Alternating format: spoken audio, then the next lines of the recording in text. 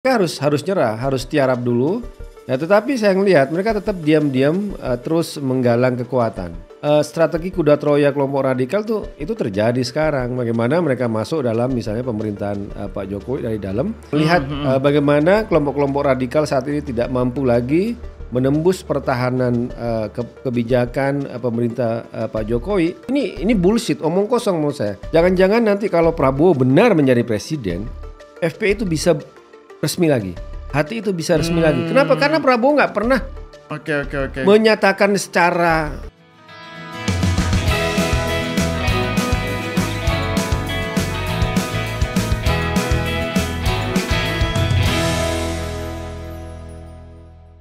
Gerakan 212 pendukung FPI dan kaum Islam garis keras itu kira-kira kemana nanti ini 2024 ini? Ini pertanyaan yang menarik karena sebelumnya mereka kita tahu kan pendukung setia Prabowo, pendukung fanatiknya Prabowo, dan Prabowo juga selalu menyatakan dukungan kepada mereka. Tapi belakangan ini kan Prabowo mencitrakan diri berubah, ya kan, mendekati Jokowi, runtang-runtung dengan Jokowi, dan kesannya Prabowo itu ditampilkan sosok yang netral, sosok yang sejuk gitu ya, nggak mau menebar kebencian dan seterusnya. Nah, saya mau membicarakan soal ini dengan Bung Guntur Romli. Selamat datang kembali ke Main TV, Bung. Siap. Terima kasih. Istimewa nih kehadiran Anda ini karena pertama kali dalam podcast Satu Hal itu ada cangkirnya. Nah, ini ada isinya itu. Muk. Ya muk ya. Silakan diminum dulu. Oh, ada ternyata ya. Rasanya beda ya. Ya karena cuma satu hal. Oke. Bung Gunrom, ya. Anda kan cukup lama ya mengamati soal sepak terjang kalangan Islam garis keras ini ya. Baik dalam politik maupun dalam isu-isu keagamaan. Nah, sekarang ini yang menjadi pertanyaan banyak orang itu soal mereka ini kok seakan-akan sekarang ini senyap, gitu ya. Apakah itu sebuah pertanda bahwa mereka mengalihkan dukungan dari Prabowo ke katakan aja ke Anies, gitu ya?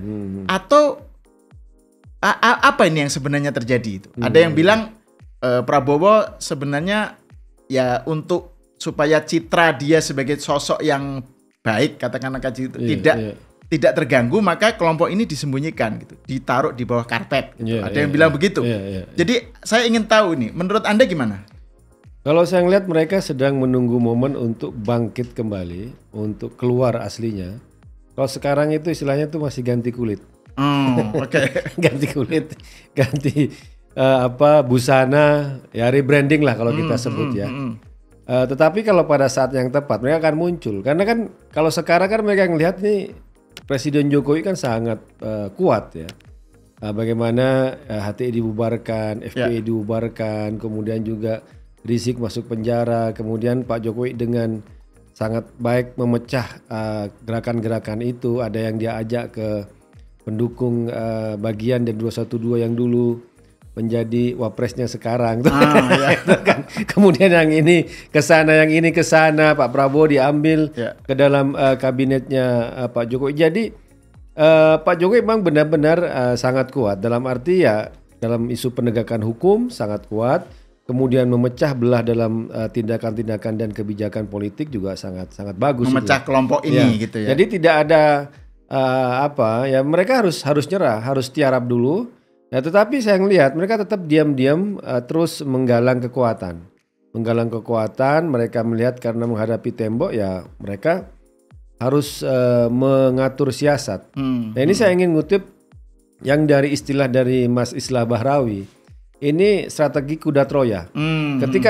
Ketika tentara itu tidak mampu menjebol sebuah tembok ya pertahanan yang sangat kuat, maka dibangunlah sebuah strategi dengan membangun kuda terus mereka masuk ketika lawan melihat seakan-akan musuh sudah pergi nggak ada, kuda itu dimasukkan dalam benteng, ternyata mereka akan melakukan pengrusakan dari dalam. Nah, saya lihat strategi kuda Troya kelompok radikal tuh itu terjadi sekarang. Bagaimana mereka masuk dalam misalnya pemerintahan Pak Jokowi dari dalam, Tapi sekarang mereka dalam tahap masih di dalam kuda Troya, belum keluar. Oh, oke. Mereka belum keluar. Ya, masih mereka di dalam patung. Masih dalam patung. Makanya saya bilang menunggu saat. Menunggu saat kalau kuda Troya kan setelah malam hari mereka setelah gelap. Ya mungkin kita ngelihat ya nanti akhir 2024 atau juga mereka merasa ada momen yang tepat dan sebagainya.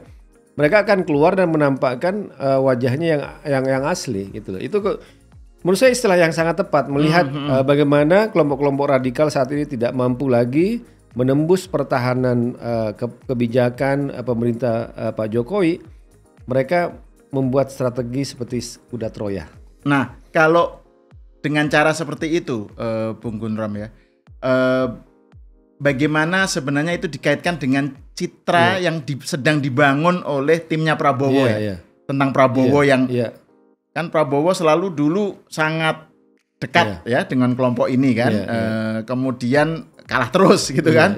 Terus sekarang untuk 2024 dia mencitrakan seakan-akan tidak berada dalam polarisasi antara kubu Ganjar dengan kubu Anies gitu kan. Dia sosok yang sejuk gitu loh, yang kebapaan, bapak lah gitu ya. Nah, tetapi di sisi lain kan kita tahu ada beberapa orang di dalam pendukung Prabowo yang sangat dekat dengan kelompok ini, sangat mendukung kelompok Islam garis keras. Misalnya Fadlizon, Fadlizon dipertahankan tuh, yang dengan Bahar Smith dekat dan seterusnya. Belum lagi ketua tim relawannya, si Fauzi Baadillah. Itu menurut Anda gimana? Itu jadi memang dipertahankan atau gimana itu? Ya selain misalnya mereka juga melakukan strategi kuda Troya, ya memang ada strategi mereka itu didiamkan dulu, dibungkam mulutnya. Kayak Fadlizon kan sekarang sibuk diet kan, pada ngomong, ya kan ya. Dan itu bagus itu kan, dia lebih tampil pamer lebih kurus. Artinya apa ya? Dia udah nggak lagi memberikan pernyataan-pernyataan politik ya, yang bisa mengubah strategi rebrandingnya Prabowo. Ya, dulu kan dia ingin membubarkan Densus, membela FPI, termasuk juga Fauzi Baadillah. Dia tokoh 212, bikin film The Power of Love-nya 212, bikin ransemen lagu 2019 ganti presiden. Dan ingat, dari mereka baik Fauzi Baadillah ataupun juga Fadlizon dan hingga Prabowo tidak pernah melakukan koreksi dengan tindakan-tindakan mereka sebelumnya. Prabowo tidak pernah mengatakan bahwa dia menyetujui pembubaran FPI, nggak pernah, atau pembubaran HTI. Dulu dia menolak. Bahkan dulu kita ingat janjinya 2018, kalau dia menjadi presiden, dia akan menjemput langsung Rizik ke Arab Saudi. Itu janji pernyataan Prabowo. Nah sekarang sebenarnya orang menganggap masyarakat tuh bodoh semua itu, dikiranya gitu kan. Setelah pernyataan seperti itu, kemudian dia melakukan rebranding habis-habisan tanpa menganulir, tanpa melakukan koreksi terhadap kebijakan-kebijakan yang dulu. Ini bullshit, omong kosong menurut saya. Ini rebranding yang penuh dengan kepalsuan.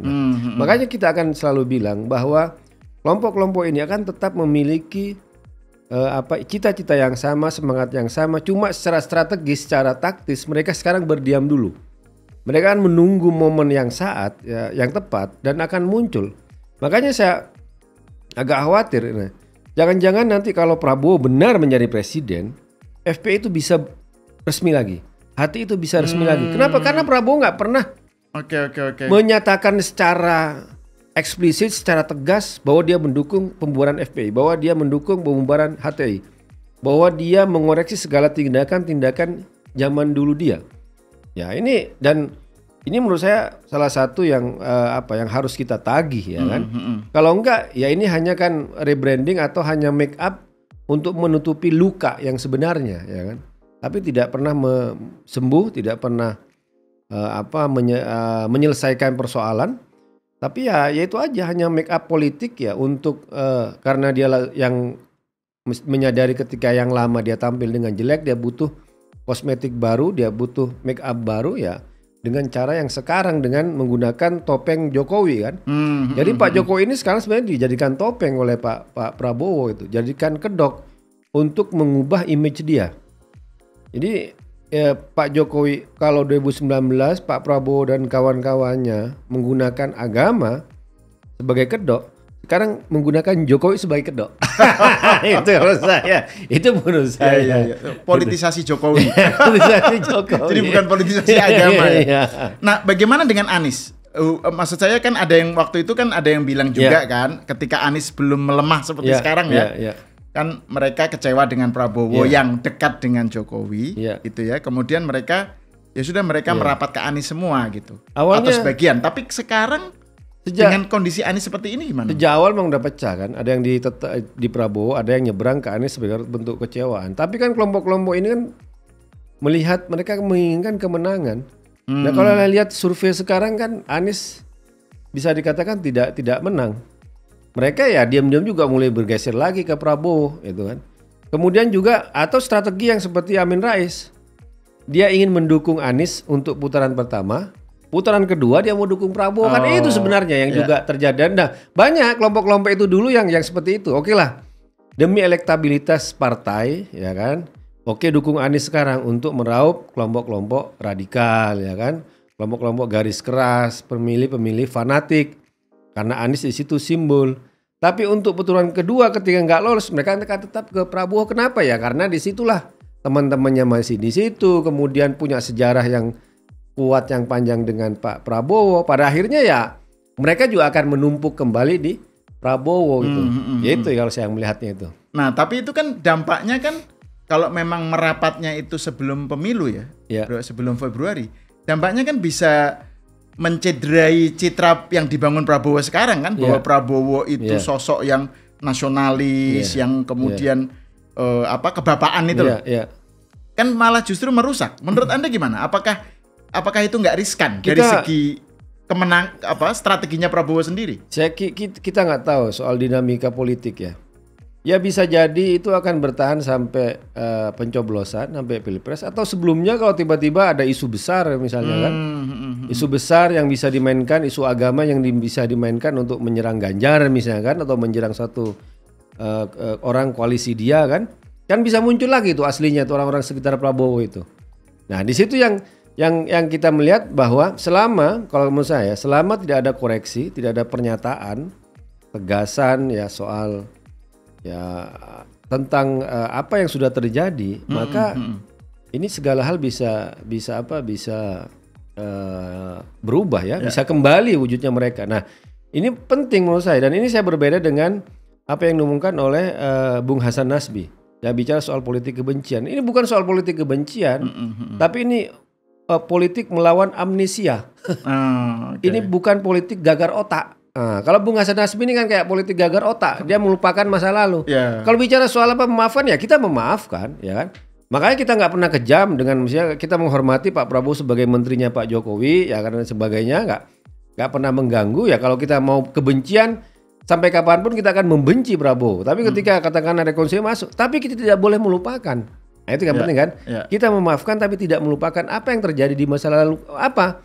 Karena yang namanya masa lalu pasti akan terkait dengan masa yang akan datang. Nah ketika misalnya kita bicara soal isu intoleransi, radikalisme, tanpa mau melakukan koreksi terhadap apa yang terjadi di masa lalu dan tidak ada penegasan, ya, yang kalau sederhana kan kalau tobat itu kan dia bertobat dengan masa lalunya kan, dia tidak mau lagi mengulangi. Ini berjanji untuk tidak mengulangi lagi. Ini belum bertobat gitu loh.